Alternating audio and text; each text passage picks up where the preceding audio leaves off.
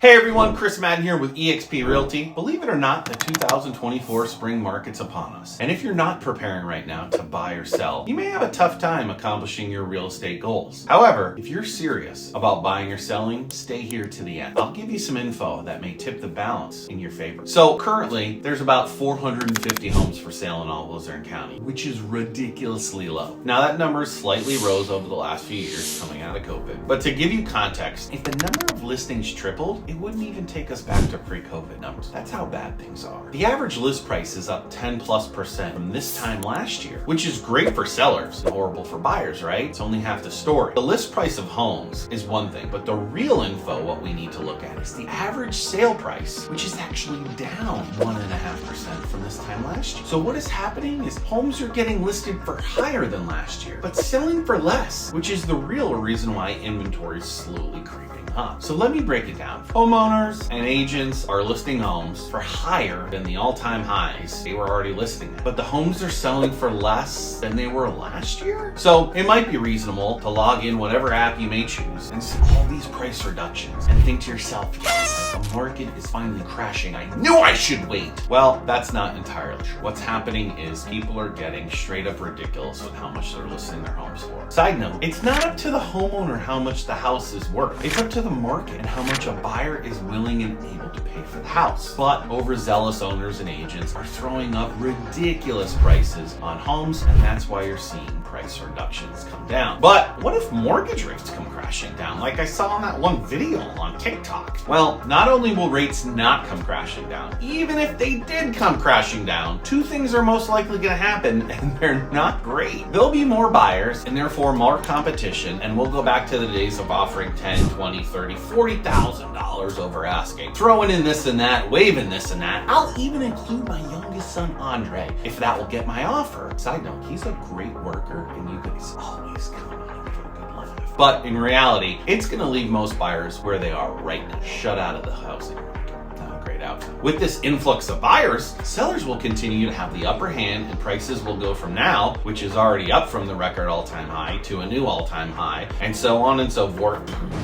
until the end of the world. So what can you do? Well, as a seller, rely on the data. Comparables, if used properly, and they're not always used properly, but when they're used properly, they're a good indication that will give you a range of where your home will likely sell in an array. The key is, if you're a seller, you need to remove the emotion you have from your home. I get it, it's tough, but you need to start treating your home like a product, because that's in fact what it is. And that's what it's going to be treated as when you put it on the market. Everybody wants to sell their home for a ton and for top dollar, but I'm the expert, and I have evidence as to what to list your house for. You have an opinion. Who's more likely to be right?